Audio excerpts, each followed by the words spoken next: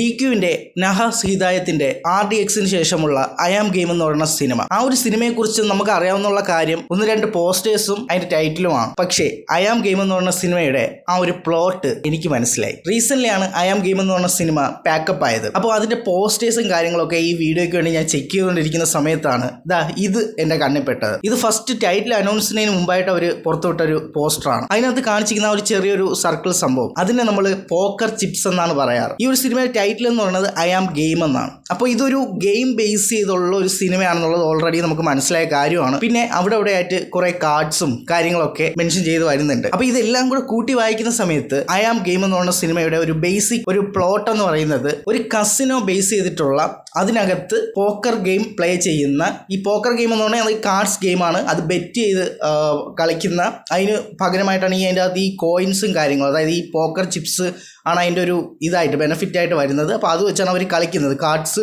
Bet വെച്ചാണ് കളിക്കുന്നത്. അപ്പോൾ ഇങ്ങനത്തെ ഒരു പോക്കർ ഗെയിം ബേസ് ചെയ്തുകൊണ്ടുള്ള ഒരു ബാക്ക്ഡ്രോപ്പിലാണ് ഐ ആം ഗെയിം എന്ന സിനിമ സെറ്റ് ചെയ്തിരിക്കുന്നതെന്നാണ് ഈ കാര്യങ്ങൾ വെച്ച് കണക്ട് ചെയ്യുമ്പോൾ മനസ്സിലാവുന്ന കാര്യം. DQവിന്റെ ക്യാരക്ടർ ഇതിനകത്ത് കുറച്ച് വയലന്റ് ആയിട്ടുള്ള ഒരു ക്യാരക്ടറാണ്. സ്വാഭാവികമായിട്ടും ഇതിന് ഓപ്പോസിറ്റ് ആയിട്ട് വില്ലൻ ക്യാരക്ടറായിട്ട് പെപ്പയാണോ എന്നറിയില്ല, പക്ഷേ അങ്ങനെ ആരെങ്കിലും ആണ് വരുന്നതെന്നുണ്ടെങ്കിൽ അവരുമായിട്ട് ഇവരൊരു ഈ പോക്കർ ഗെയിമിന്റെ ബേസിൽ ഒരു ബെറ്റ് വെക്കുകയോ അതിന്റെ ബേസിലായിട്ട് ഒരു പ്രശ്നം ഡെവലപ്പ് ആവുകയോ ഈ ഒരു പോക്കർ ഗെയിമിന്റെ ബേസിൽ തന്നെ അതിനൊരു സൊല്യൂഷനും കണ്ടെത്തുന്ന രീതിയിലുള്ള സ്റ്റോറി പ്ലോട്ടായിരിക്കാം ഐ ആം ഗെയിം എന്ന് പറയുന്ന സിനിമയുടേത്. ഈ ഒരു സംഭവം ഞാൻ ജനറേറ്റ് ചെയ്ത് എടുത്തിരിക്കുന്നത് ആ ഒരു ചെറിയൊരു പോസ്റ്ററിൽ വന്ന ആ കാര്യങ്ങളും പിന്നെ ടൈറ്റിലും ഒപ്പം ഇതിന്റെ ഒരു ഫസ്റ്റ് ലുക്കായിട്ട് വന്നിട്ടുള്ള ആ ഒരു പോസ്റ്ററിന്റെ അറ്റ്മോസ്ഫിയർ വെച്ചിട്ടാണ്. പുറകിൽ കുറെ ആൾക്കാർ നിൽപ്പുണ്ട്, അതിന്റെ ഒരു അറ്റ്മോസ്ഫിയർ, ആ ലൈറ്റിങ്ങും കാര്യങ്ങളും ഒക്കെ കാണുന്ന സമയത്ത് തന്നെ അതൊരു കസിനോ അകത്ത് ഒരു പാർട്ടി മൂഡിൽ ബൈബിൾ എടുത്തിരിക്കുന്ന ഒരു ഫോട്ടോഗ്രാഫായിട്ടാണ് ഫീൽ ചെയ്യുന്നത്. ഏകദേശം ഈ ഒരു പോക്കർ ഗെയിമിന്റെ ബേസിൽ വരുന്ന ഒരു ആക്ഷൻ വയലന്റ് മൂവിയാണ് ഐ ആം ഗെയിം എന്ന് പറയുന്നത്. ഒരുപാട് കാലമായി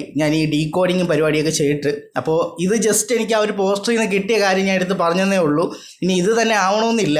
ഞാൻ ഈ പറയുന്ന കാര്യം ഇതാണ് അതിന്റെ പ്ലോട്ട് എന്നുള്ളതല്ല, എനിക്കതിൽ നിന്ന് മനസ്സിലായത് ഈ ഒരു കാര്യമാണ്. പക്ഷെ ഇങ്ങനെയുള്ള ഒരു അപ്ഡേറ്റ്സും ഇതുവരെ ഒരിടത്തും വന്നിട്ടില്ല, യൂട്യൂബിലോ എങ്ങും വന്നിട്ടില്ല. ഇനിയിപ്പോൾ ഇങ്ങനെയാണ് ഈ ഒരു സിനിമ വരുന്നതെന്നുണ്ടെങ്കിൽ, അതായത് ഈ ഉത്സവ പറമ്പിൽ ഇരുന്നിട്ട് ഈ പറഞ്ഞ ചീട്ട് കളിക്കുന്ന ഒരു ടൈപ്പ്, അതിന്റെ കുറച്ച് മോഡേൺ ആയിട്ടുള്ള ഒരു വെർഷനാണ് ഈ പറഞ്ഞ പോക്കർ എന്ന് പറയുന്നത്. ആ ഒരു ഗെയിമിലേക്ക് അത് ഇപ്പോഴത്തെ ഒരു ഓഡിയൻസിനെ കൊണ്ടുവരുന്ന സമയത്ത് എന്തായാലും അതൊരു ഇൻട്രസ്റ്റിംഗ് ആയിട്ടുള്ള പരിപാടിയായിരിക്കും. ഈ പറയുന്ന ഒരു റിവഞ്ച് അങ്ങോട്ടും ഇങ്ങോട്ടും ഉണ്ടാവുകയും അത് ആ ഒരു ഗെയിമിനെ ബേസ് ചെയ്തുകൊണ്ട് തന്നെ ഇവർ തമ്മിൽ അത് തീർക്കാൻ വേണ്ടിയിട്ട് ഒരു ഗെയിം ഫൈനലൈസ് ചെയ്ത് വെക്കുകയും അതിന്റെ ബേസിലുള്ള ഒരു ഫൈറ്റും കാര്യങ്ങളൊക്കെ സെറ്റ് ചെയ്തുകൊണ്ടുള്ള ഒരു തീമാണെങ്കിൽ പോലും ആ ഒരു തീമിനകത്ത് ഒരുപാട് സ്കോപ്പുകളുണ്ട്.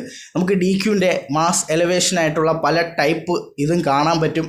ഒപ്പം ഈ ഗെയിം എന്ന് പറഞ്ഞാൽ കുറെ കൂടി സ്ട്രാറ്റജിയും അതുപോലെ തന്നെ മൈൻഡ് ഗെയിമായിട്ടുള്ള സംഭവമാണ്. അപ്പോൾ ഈ ഓരോ നീക്കങ്ങളും ഈ സിനിമയെ കുറച്ചും കൂടി നമ്മളെ ത്രില്ലിംഗ് ആയിട്ട് അല്ലെങ്കിൽ എൻഗേജിങ് ആയിട്ട് ഇങ്ങനെ നെക്സ്റ്റ് എന്ത് എന്നുള്ള ഒരു ക്യൂരിയോസിറ്റിയിലൂടെ കൊണ്ടുപോകാൻ വേണ്ടി ഈ ഒരു ഗെയിമിന്റെ ഈ ബേസ് ഹെൽപ്പ് ചെയ്യും. ഇനി DQവിന്റെ കാര്യത്തിലേക്ക് വരുവാണെന്നുണ്ടെങ്കിൽ ലാസ്റ്റ് ആയിട്ട് DQവിന്റെ ഒരു മലയാളം സിനിമ എന്ന് പറയുന്നത് ലോക്കയാണ്, അതിൽ ഒരു ക്യാമിയോ ആണ്. പക്ഷെ അതല്ലാതെ കിങ് ഓഫ് കൊത്തയായിരുന്നു. ആ ഒരു സിനിമയുടെ അപ്ഡേറ്റ്സും കാര്യങ്ങളൊക്കെ വന്ന സമയത്ത് നല്ലൊരു ഹോപ്പുള്ള സിനിമയായിരുന്നു. കാരണം അതിന്റെ സോങ്സ് ആയാലും അതിന്റെ മ്യൂസിക് ആയാലും. പക്ഷെ സിനിമ ഇറങ്ങിയ സമയത്ത് ഒരു നനഞ്ഞ പടക്കം പോലത്തെ ഒരു ടൈപ്പ് സിനിമയായിട്ട് പോയി. ഉണ്ടായ ഒരു ഹൈപ്പിന്റെ അതേ ബാക്ക് ഫയർ അതുപോലെ തന്നെ ഇരട്ടിയായിട്ട് തിരിച്ചടിച്ചു. അപ്പോൾ അതാണ് ആ ഒരു സിനിമയ്ക്ക് പറ്റിയത്. അതിനുശേഷം DQ നേരെ പുറത്തു പോയി കുറേ സിനിമകൾ ചെയ്തു. അതെല്ലാം നല്ല രീതിയിൽ ഹിറ്റായ സിനിമകളായിരുന്നു. അങ്ങനെ ആഫ്റ്റർ കൊത്തയ്ക്ക് ശേഷം ലോക ഒരു ക്യാമിയോ ആണ്. അങ്ങനെ ഒരു ഫുൾ ലെങ്ത് ഒരു ഹീറോ ക്യാരക്ടറായിട്ട് വരുന്ന ഒരു സിനിമയാണ് ഐ ആം ഗെയിം എന്ന് പറയുന്നത്. ഫസ്റ്റിൻ്റെ ടൈറ്റിൽ വന്ന സമയത്ത് ഒരുപാട് കൺഫ്യൂഷൻസ് എല്ലാവർക്കും ഉണ്ടായിരുന്നു. ഐ ആം ഗെയിം എന്ന് പറയുന്ന ഒരു ടൈറ്റിൽ. അപ്പം ഞാൻ പറഞ്ഞ ഈ ഒരു പ്ലോട്ട് വെച്ചാണ് ഈ സിനിമ വരുന്നതെന്നുണ്ടെങ്കിൽ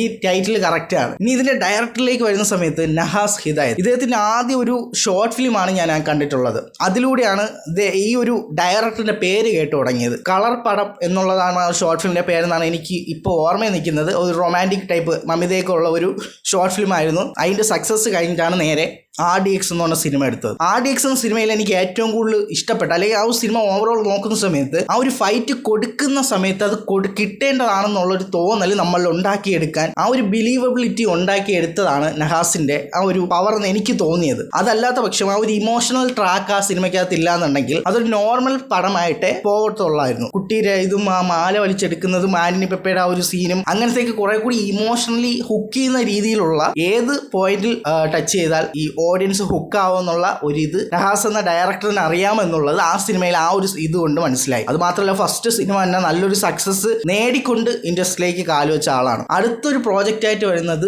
DQന്റെ ഒപ്പം നമ്മൾ ഓഡിയൻസ് കാണാൻ ആഗ്രഹിക്കുന്ന ടൈപ്പ് DQന് പെർഫെക്റ്റ് ആയിട്ട് ചേരുന്ന രീതിയിലുള്ള ഒരു ക്യാരക്ടർ. DQ കൊത്തയിൽ രാജു എന്ന ക്യാരക്ടർ ചെയ്ത സമയത്ത് വില്ലേജ് ലോക്കൽ ടൈപ്പ് ഗാങ്സ്റ്റർ എന്നുള്ള ഫോർമാറ്റ് അവർ കൊടുത്ത സമയത്ത് നമുക്ക് ഓൾറെഡി DQനെ കുറിച്ച് ഒരു ഇമേജ് ഉണ്ട്. ആ ഒരു ഡയറക്ടർ നല്ല രീതിയിൽ ആ സിനിമയ്ക്കുള്ളിലേക്ക് നമ്മളെ ഇന്നാക്കിയില്ല എന്നുണ്ടെങ്കിൽ നമ്മൾ ആ ഇമേജ് വെച്ച് തന്നെ ആ സിനിമ കാണും. ആ ക്യാരക്ടർ നമുക്ക് ഒരിക്കലും കണക്ട് ആവത്തുമില്ല, അത് മൊത്തത്തിൽ പാളി പോവുകയും ചെയ്തു. പക്ഷെ ഇതിലേക്ക് വരുന്ന സമയത്ത് ഒരു റിച്ച് കിഡ് അല്ലെങ്കിൽ ഒരു ബിസിനസ് മാൻ അല്ലെങ്കിൽ ഒരു ബിസിനസ് മാഗ്നറ്റ് അത്തരത്തിലുള്ള ഒരു ഫോർമാറ്റ് ഒരു ക്യാരക്ടർ ആയിട്ടാണ് എനിക്ക് ഇത് കണ്ടപ്പോൾ ഫീൽ ചെയ്തത്. അതുപോലെ തന്നെ ഒരു ഫ്രഷ് ആയിട്ടുള്ള ലുക്കാണ് നമ്മൾ ഇതുവരെ അങ്ങനെ കണ്ട് മരവിച്ച ടൈപ്പ് ഒരു ലുക്കല്ല DQന്റെ ഐ ആം ഗെയിം എന്ന സിനിമയിലുള്ളത്.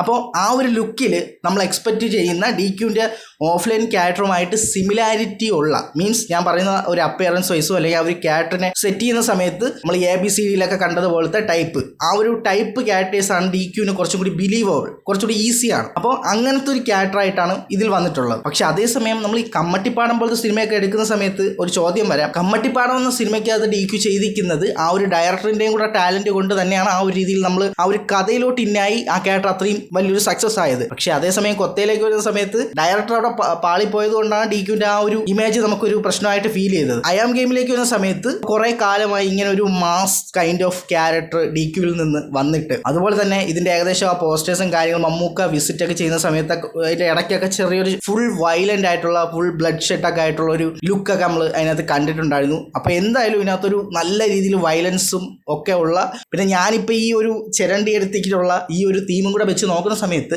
ഏകദേശം ഈ ഒരു രീതിയിലേക്ക് വരാൻ ചാൻസ് ഉണ്ട് എന്നുള്ളതാണ് എൻ്റെ ഒരു ഒപ്പീനിയൻ. ദുൽഖർ സൽമാൻ എന്ന നടൻ ഒരു നെപ്പോ കിഡാണ്. ദുൽഖറിൻ്റെ ഒരു ആക്ടിങ് രീതിയും ആ ഒരു സ്റ്റൈലുകളും സിനിമ സെലക്ട് ചെയ്യുന്നതായാലും എല്ലാം മമ്മൂക്കയിൽ നിന്ന് ഡിഫറെൻ്റ് ആയിട്ടാണ് സെലക്ട് ചെയ്യുന്നത്. ഫാൻസിന് വേണ്ടി കുറച്ചും കൂടി ഒരു സെലിബ്രേഷൻ മൂഡിൽ സിനിമകൾ കൊടുക്കണം എന്ന് മൈൻഡ് സെറ്റ് ഉള്ള ഒരാളും കൂടിയാണ്. അപ്പോൾ ആ ഒരു ടൈപ്പ് ഓഡിയൻസിന് വേണ്ടിയുള്ള സിനിമകളും കൂടി ദുൽഖർ എടുക്കുന്നുണ്ട്. പക്ഷെ മമ്മൂക്കയെ വെച്ച് നോക്കുന്ന സമയത്ത് മമ്മൂക്ക അങ്ങനെയല്ല, കൂടുതൽ ഒരു 80% അല്ലെങ്കിൽ ഒരു 90% എടുക്കുന്ന സിനിമകളെല്ലാം എക്സ്പെരിമെൻ്റൽ മൂഡുള്ള സിനിമകൾ മാത്രമാണ്. ഒരു ഫാനിന് വേണ്ടി എന്നുള്ളൊരു സിനിമ എടുക്കുന്നില്ല. സെലിബ്രേറ്റ് ചെയ്യുക, ആ ഒരു ആക്ടറിനെ സെലിബ്രേറ്റ് ചെയ്യുക. ഇപ്പോൾ ലാസ്റ്റ് മമ്മൂക്കയുടെ ആയിട്ട് വന്നിട്ടുള്ളത് എനിക്ക് തോന്നുന്നു ഭീഷ്മപർവ്വം എന്ന സിനിമയാണ്. അതും മമ്മൂക്ക അതിലൊരു ഫുൾ ലെങ്ത് ആ ഒരു അമൽ നീരദിൻ്റെ ഫ്രെയിമിലൂടെ ഉള്ള മാസ് അല്ലാതെ ക്യാരക്ടർ എന്ന രീതിയിൽ അവിടെ സൗബിനെ സ്കോർ ചെയ്യാൻ വിട്ടിട്ട് മമ്മൂക്ക എന്ന ക്യാരക്ടർ കുറച്ച് മാറി നിൽക്കുകയാണ് ചെയ്തത്. ഫാൻസിന് ഇഷ്ടപ്പെടുന്ന ഫാൻ പവർ ഉള്ള ടൈപ്പ് ക്യാരക്ടേഴ്സ് അല്ലെങ്കിൽ ഫാമിലി ലവബിൾ ആവുന്ന ടൈപ്പ് ക്യാരക്ടേഴ്സുകൾ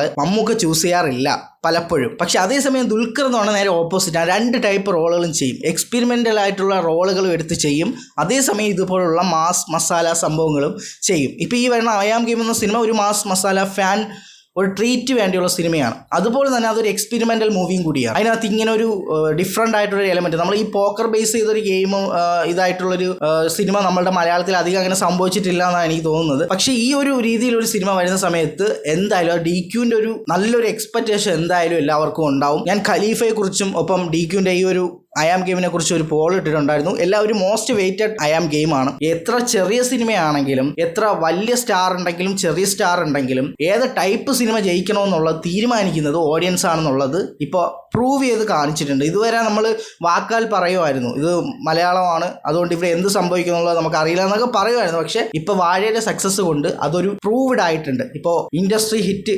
മലയാളത്തിൻ്റെ അത് ക്രോസ് ചെയ്തിട്ടുണ്ട്. വേൾഡ് വൈഡ് ലോകയാണ് ഇപ്പോഴും ഉള്ളത്. എന്തായാലും റെക്കോർഡുകൾ ബ്രേക്ക് ചെയ്യാനുള്ളതാണ്. അതെല്ലാം ബ്രേക്ക് ആവട്ടെ, എന്നാലേ പുതിയ റെക്കോർഡുകൾ വരുള്ളൂ, അത് ബ്രേക്ക് ചെയ്യാൻ പറ്റുള്ളൂ. ഇനി ഒരുപാട് സിനിമകൾ ഇനി അടുപ്പിച്ച് വരുന്നുണ്ട്, ഒരുപാട് ഹോപ്പുള്ള സിനിമകൾ ഒരുപാട് വരുന്നുണ്ട്. ഐ ആം ഗെയിമും ആ ഒരു കൂട്ടത്തിൽ ഏറ്റവും എക്സൈറ്റഡ് ആയിട്ടുള്ള ഒരുപാട് പേര് കാണാൻ കാത്തിരിക്കുന്ന സിനിമയാണ്. DQ എന്ന് പറയുന്ന നടൻ്റെ ഒരുപാട് കാലത്തെ ഒരു തിരിച്ചു വരവ്. ഇതൊരു DQ ഗെയിം ആയിരിക്കും എന്നുള്ളതിൽ ഡൗട്ട് വേണ്ട. ഖലീഫയുടെ വീഡിയോ ഉടനെ വരുന്നുണ്ട്, അതൊന്ന് മിസ് ചെയ്യാതിരിക്കാൻ സബ്സ്ക്രൈബ് ചെയ്തിട്ടേക്കാം. ഒപ്പം എൻ്റെ സ്വന്തം കോമിക്സ് ഇതുവരെ കണ്ടിട്ടില്ല എന്നുണ്ടെങ്കിൽ ഞാൻ അതിൻ്റെ ലിങ്കും കൂടി കമൻറ്റ് ബോക്സിൽ പിൻ ചെയ്തേക്കാം. അപ്പോൾ എന്തായാലും ഇതിനേക്കാൾ ഇടിവെട്ടായിട്ടുള്ള മറ്റൊരു വീഡിയോ കാണാം. It's me Anshan Nisar.